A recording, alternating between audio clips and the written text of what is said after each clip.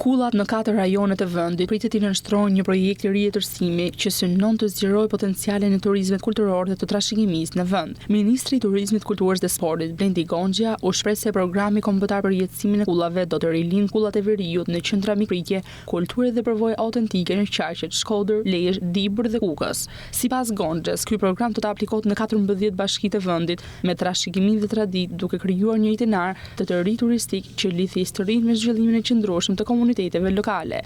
Ky program shtrihet në 2 faza. Faza e parë 2025-2026 do të fokusohet në identifikimin e kullave në 4 qarqe: Lezhë, Shkodër, Dibër dhe Kukës.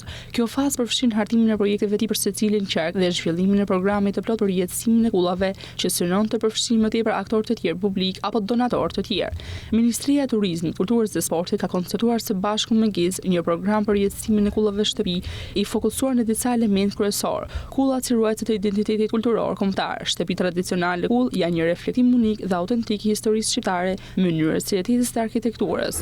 Rindërtimi i tyre ruan një rol thelbësor në ruajtjen e trashëgimisë kulturore dhe forcimin e identitetit kombëtar, veçanërisht në zonat malore ku këto tradita janë ende të gjalla. Kullat dhe përdorimi i qëndrueshëm i trashëgimisë, duke rijetësuar dhe përshtatur kullat për përdorim bashkëkohor, arsimi, turizmi, aktivitete kulturore, këto struktura historike mund të transformohen nga objekte muzeale statistike në element dinamik dhe funksional të jetës së përditshme komunitare. Kullat si mjet për edukimin dhe ndërgjegjësimin kulturor, shtëpitë kull ofrojnë një mundësi për mësimin e historisë shqiptare, arkitekturës tradicionale dhe vlerave shoqërore. Ata ofrojnë një platformë unike për edukimin në brezit të ri dhe ngritjen e ndërgjegjësimit publik mbi rëndësinë e ruajtjes së trashëgimisë kulturore. Faza e dytë do të zhvillohet në periudhën 2026-2028 dhe përfshin restaurimin e kullave, rijetësimin e tyre, lidhje me operator turistik, përfshirjen itinerare dhe zhvillimin e produkteve të tjera turistike rreth kullave e tjerë. Kryetari i Bashkisë Shkodrës, Venet Beci, u shpreh sot në një reagim në rrjetet sociale se ky program synon që kullat tradicionale të restaurohen dhe përshtaten në funksion të turizmit kulturor,